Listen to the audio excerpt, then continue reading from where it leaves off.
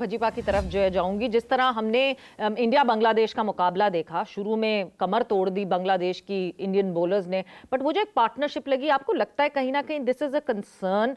एक तो yes, fielding lapses हमें दिखे और वो नहीं दिखने चाहिए। India is a very superior team in that mark, ODI number 1 team है इस वक्त, बट जो वो पार्टनरशिप इतनी लंबी लग गई बांग्लादेश के बैटर्स की, would that be a point of concern for you? शुक्रिया सवेरा। मेरे ख्याल से देखिए, जो गलतियां हुई हैं पिछले मैच में, वो फील्डिंग में जो लैप्सेस दिखे हैं, वो बहुत कम देखते हैं कि ये ऐसे लैप्सेस भारतीय टीम करे कि लगातार 2 से 3 कैच छूट जाएं और उसके बाद इतनी बड़ी पार्टनरशिप लग जाए। मुझे लगता है कि बीच में एक और बॉलर जो है वो ऐड किया जा सकता है।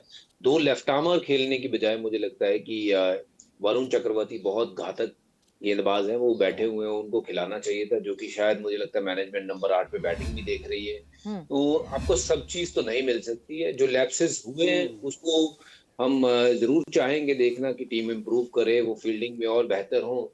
बट ये एक थोड़ा सा कंसर्न तो है ही कि इतनी लंबी पार्टनरशिप हो जाना और पार्टनरशिप तोड़ने के लिए आपके पास वो गेंदबाजी जो है वो ऐसी घातक ना हो, तो फिर अच्छी टीम आपको दोबारा मौका नहीं देगी गेम में आने का। ये तो बांग्लादेश थी जो 228 पे निपट ली।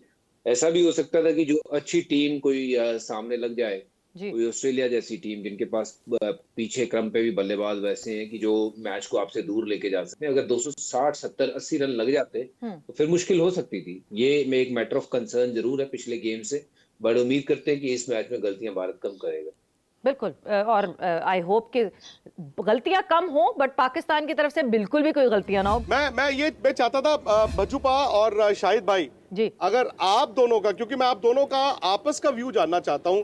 ठीक है, मैं और सवेरा तो आपसे सवाल पूछ ही रहे हैं, लेकिन मैं चाहता हूं ना, दो फियर्स क्रिकेटर्स की तरह आप अगर दोनों एक दूसरे की क्रिकेट को देख रहे हो तो कैसे देखेंगे? भज्जूपा, आप और शाहिद भाई अगर बात करें। देखो, मैं ये जो पाकिस्तान की प्रेजेंट टीम है, मैं इसको इसी तरीके से देख रहा हूँ कि ये वैसी टीम है जो बहुत सालों से ऐसी टीम पाकिस्तान की देखी नहीं। पाकिस्तान के साथ मुकाबला होता था तो हमेशा लगता था कि सामने टीम ऐसी है कि जो आपको लताड़ सकती है, हरा सकती है, क्योंकि उनके पास स्टार प्लेयर्स थे, उनके पास वो पावर पैक खिलाड़ी थे, गेंदबाजी बहुत अच्छी थी और एकजुटता दिखती थी। तो यहाँ इस टीम में ऑब्वियसली मुझे कुछ ऐसे स्टार पावर जो अपने दम पे मैच जिताने वाले तो लोग जरूर होंगे, पर वो एकजुटता दिखती नहीं है। पाकिस्तान, मुझे लगता है कि इंडिविजुअल बेसिस पे उनके पास अभी भी खिलाड़ी हैं जो उनको किसी भी एक पर्टिकुलर दिन में उनको शायद मैच जिता सके। पर जब कहे ना कि ज्यादातर आपके पास 6, 7, 8 खिलाड़ी ऐसे होने चाहिए जो आपको चैंपियनशिप जिताते हैं, वैसी टीम मुझे नहीं नजर आती। हो सकता है मेरा नजरिया ऐसा है, बट ये टीम को अगर मुझे कंपैरिजन करना होगा 90s की पाकिस्तान की टीम या अर्ली 2010 तक की टीम या 11-12 तक की टीम, तो वो बहुत सॉलिड टीम्स थी। हमेशा उनके सामने मैच खेलने में लगता था कि मैच होगा, सामने दमदार टीम है। तो ये शायद अब चीजें वो है कि भारतीय टीम के पास खिलाड़ी भरपूर है। नो डाउट 17 में आप जीते हो, वो भी एक वो बड़ी जबरदस्त इनिंग फकर जमान की, वो इंडिविजुअल ब्रिलियंस के हिसाब से मैं कहता हूं कि वो आप सीरीज जीते हो। बट कहीं ना कहीं अंतर बहुत आ गया। मुझे लगता है कि जो टीमें पहले बराबरी पे खड़ी होती थी, वो अब भारत थोड़ी सी आगे मुझे लगती है हमेशा पाकिस्तान से। बाकी ये मेरा व्यू है, शायद क्या कहेंगे, मैं उनसे जानना चाहता हूँ कि what he feel, is there a difference in opinion, या लगता है कि नहीं ये टीम में वाकई दम है पाकिस्तान? नहीं, मेरे ख्याल में बज्जी ने ऑलमोस्ट बिल्कुल ठीक बात की है। बिल्कुल सही कह रहा है बज्जी। 90s की टीम के साथ इसको टीम को तो नहीं, पाकिस्तान की टीम को हम कंपेयर कर सकते हैं। पहले आपके पास जो हमेशा बात करता रहा हूँ कि मैच विनर्स की कमी है। मैच विनर्स, जिस तरह बज्जी ने कहा कि हाँ आप मैच जितवा सकते हैं लेकिन कोई ट्रॉफी उठाना, उसके लिए आपके पास मैच विनर्स वाकई होने चाहिए। उन बड़ी टीमों के खिलाफ आपका माइंड सेट किस तरीके से खेलता है, वो सबसे ज़्यादा इंपॉर्टेंट चीज़ है, जो कि अब इस टीम के अंदर, क्योंकि मैच विनर ना होने की वजह से मैं हमेशा सवेरे यही बात करता हूं कि हर 11 जो लड़के खेल रहे हैं उन 11 की थोड़ी थोड़ी परफॉर्मेंसेस सबकी होनी चाहिए। ये ना हो कि 2 की बैटिंग में हो गई या 1-2 की बॉलिंग में हो गई।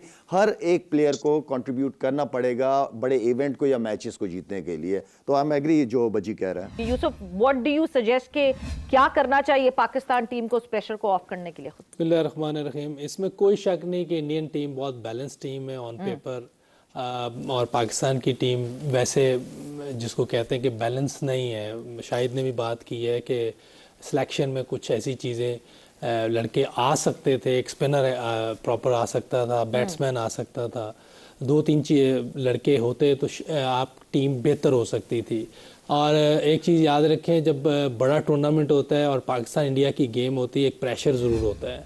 उस प्रेशर में आपने देखा होगा कि 2017 की चैम्पियंस ट्रॉफी में भी ब्रिलियंस ठीक कहा, बजी ने भी ठीक कहा है कि इंडिविजुअल प्लेयर्स थे, जैसे फ़खर जमान की इनिंग थी और आमिर का ऊपर से स्पेल था, इन दोनों ने मैच ख़त्म कर दिया।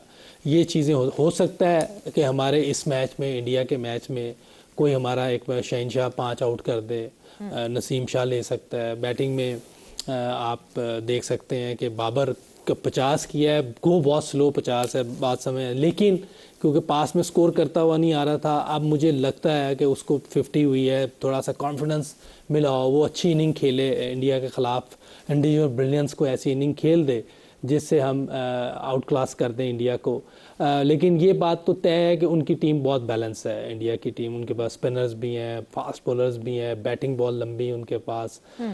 फील्डिंग में मैंने काफ़ी अरसे बाद देखा है कि उनकी फील्डिंग में लैप्स आए हैं, वरना उनकी फील्डिंग भी बहुत ज़बरदस्त चल रही थी काफ़ी अरसे से। सनी भाई, मैं मतलब क्योंकि भज्जू ने वो कहा, शाहिद आफरीदी और मोहम्मद यूसुफ तीनों ये मान रहे हैं कि यहाँ पाकिस्तान बोरी लेकर आया है, बहुत बड़ी बोरे लेकर आया है, मतलब इतना दबाव लेकर आया है।